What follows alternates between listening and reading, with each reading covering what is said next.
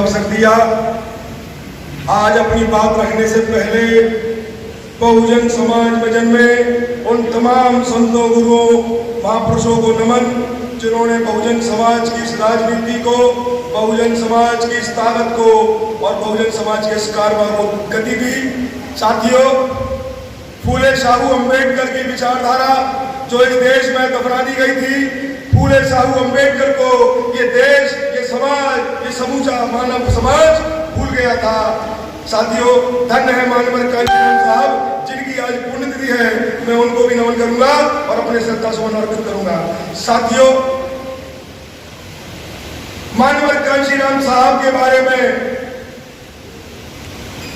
कुछ लोग पूना के कुछ लोग भी हैं जिनको अक्सर हम कई बार मिले, कई शादियों में हम महाराष्ट्र गए मिले। वो कहते हैं कि कांशीराम को हमने यहाँ स्ट्रगल करते हुए देखा। तो मैंने उनसे पूछा, जब कांशीराम स्ट्रगल कर रहे थे तो आप क्या कर रहे थे? कि हम बाबा बाबा चिल्ला रहे थे। तुम बाबा बाबा चिल्ला रहे थे और गांधी के छोकरों के पीछे कांग्रेस और भारतीय जनता पार्टी और आरपीआई का झंडा लेकर के खड़े हुए नजर आ रहे थे। जब कांशीराम अपने हाथी का जलवा पूरे देश में दिखा रहा था तो तुम गांधी के पीछे खड़े थे।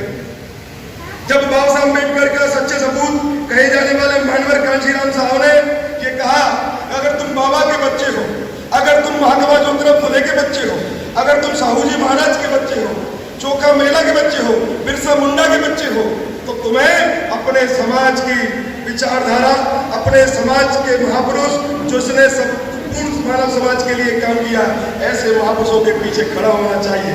पर साथियों, हमारे लोग कहते हैं कि हम बाबा साहब अम्बेडकर को मानते हैं। बाबा साहब अम्बेडकर को मानना कोई बड़ी बात नहीं है। असली बात है बाबा साहब अम्बेडकर की मानना। कांशीराम को मानना कोई बड़ी बात नहीं है। असली बात है कांशीराम की बातों को मानना। कांशीराम को मानने से बदलाव नहीं आएगा। बाबा साहब अम्बेडकर को मानने से कभी बदलाव ना आया है, ना आएगा। बदलाव अगर राजनीति में आएगा, अगर किसी भी तरीके का परिवर्तन होगा तो वो होगा कांशीराम जी की बातों को मानने से। साथियों, हमारे कुछ युवा, कुछ बुजुर्ग अक्सर हमसे टकराते हैं। साथियों, लड़ाई होना, मतभेद होना अलग बात है, नफरत होना अलग बात है। हम लड़ेंगे, हम भिड़ेंगे, हम जिला कमेटी से कोई लड़ते हैं, पर हम संजय को इकट्ठे होते हैं और काम क्या करते हैं कि कांशीराम साहब की बताई हुई बातों पर मानते हैं। हम कांशीराम को मानने में विश्वास नहीं करते, हम बहन जी को मानने में विश्वास नहीं करते, हम बहन जी के दिए हुए दिशा निर्देशों को पूर्ण करने में विश्वास करते हैं। अगर साथियों, बहन कुमारी मायावती जी इस देश में मानवर कांशीराम साहब के बाद में हमारा नेतृत्व कर रही है, तो साथियों, हमारा कर्तव्य होना चाहिए कि बहन कुमारी मायावती जी के हर आदेश का सह अक्षर पालन करना। किसी भी नेता को अगर हम दिल से, जान से, आगे चलिए, उच्चारिया जी भी आ चुके हैं, वरिष्ठ नेता, सो सर मंच पे आ जाए। उच्चारिया जी, उच्चारिया जी का आशीर्वाद हम पे बहुत रहा है, हमारे एरिया में उनका अच्छी पहचान है। तो साथियों, मैं अपनी बात कह रहा था कि मानने से। साथियों, कुछ लोग कहते हैं कि कांशीराम साहब ने चंद दिनों में पार्टी को तोड़ा दिया था, पर कांशीराम साहब के 54 से लेकर के 56 से लेकर के 84 तक साल, कितने साल हो गए, मेरे साथ गिनती में से ही बाहर है, 24-25 साल पार्टी बनाने से पहले उन्होंने गैर राजनीतिक जड़ें मजबूत करने का काम किया। गैर राजनीतिक जड़ें मजबूत करने का काम ये नहीं था कि वो संगठन खेल रहे थे, कि सामाजिक संगठन खेल रहे थे, कि उन्होंने जाति के संगठन बनाए। जाति के संगठन हाथी के दुश्मन है, ये बात मैं आपसे मन से कह रहा हूं। जाति के संगठन, चाहे वो किसी भी जाति के हो, वो हाथी के दुश्मन है।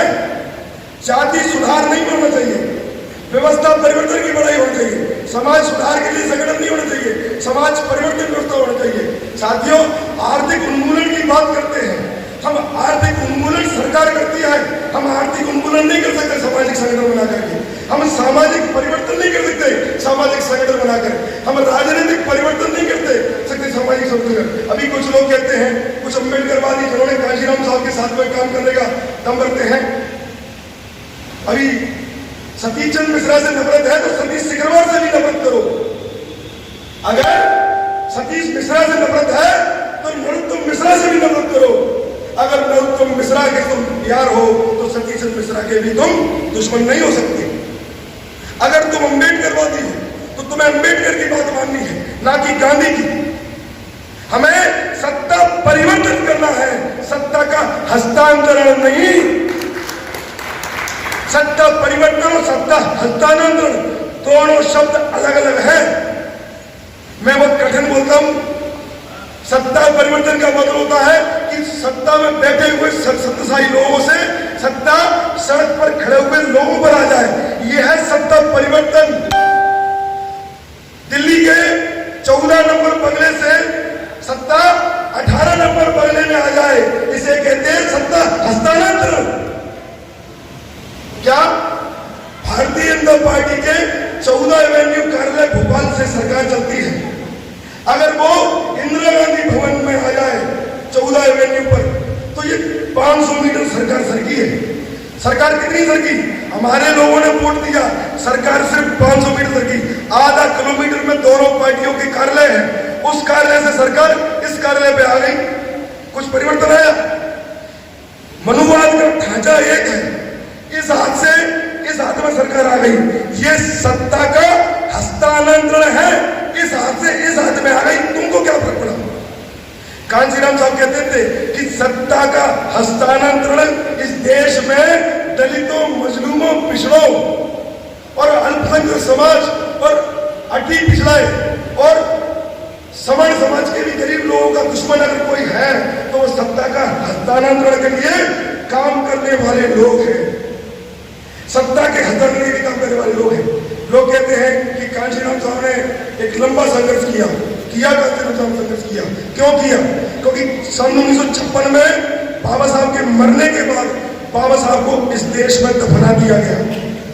इस देश में पहले तो बाबा साहब को जानने वाले ही नहीं थे। कांचीराम साहब को 15 साल तो बाबा साहब को जनाने में लगे कि बाबा साहब तुम्हारे हैं, फिर बाकी के 15 साल कि बाबा साहब को मनाने में लगे कि ये तुम्हारे हैं, बाबा साहब को मानो। पहले 15 साल में मेहनत करी कि बाबा साहब को जानो, महात्मा ज्योतिराव फुले को जानो, छत्रपति साहू जी महाराज को जानो, बिरसा मुंडा को जानो। इनको जनवाने में 15 साल लग गए, फिर इनको मनवाने में 15 साल लग गए और बाकी की जिंदगी इनकी मानने में लग गए। इसीलिए किसी भी महापुरुष को जो मत कहना कि मैं बाबा साहब को मानता हूं, मत मानो बाबा साहब को। बाबा साहब की मानो, बाबा साहब को मानने में और बाबा साहब की मानने में मोहर कोड़ी का अंतर है। आपके मानने में सिर्फ एक मंत्र का अंतर है, बाबा साहब को, बाबा साहब की, कांचीराम साहब को, कांचीराम साहब की, बहन जी को, बहन जी की। कोड की का अंतर है। राजनीति में कुछ नहीं है।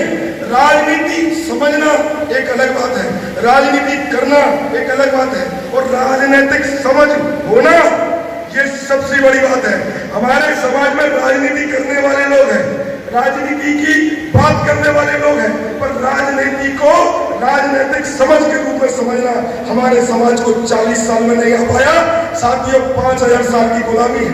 अंग्रेजों ने इस देश में राज किया, 200 साल लग गए। कब?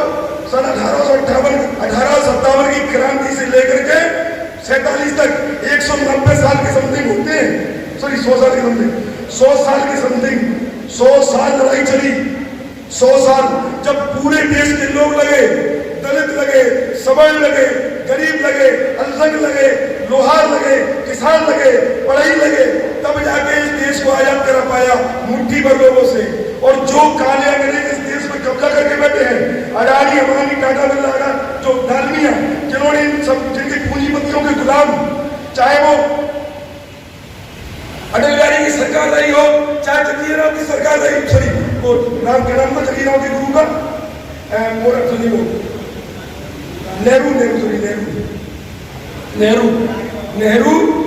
नेहरू ने इस देश में सरकारें चलाई। प्राइवेटाइजेशन जो आज हो रहा है वो नेहरू की देन है। क्यों हो रहा है? उसका कारण कि किसी भी कंपनी को बनाने के लिए मार्केट से बॉन्ड के आधार पर पैसा लिया सरकार ने, फिर भी शेयर सिस्टम क्यों लाई?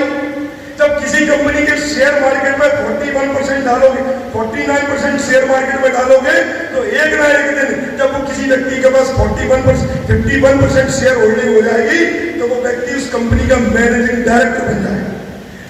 मोदी इस कंपनी थोड़ी बेच रहा है, 49% तो मार्केट में शेयर होल्डिंग पहले से है, वो 15% शेयर होल्डिंग और बेच रहा है बस, यानी कि 49% शेयर होल्डिंग तो मार्केट में पहले से ही है।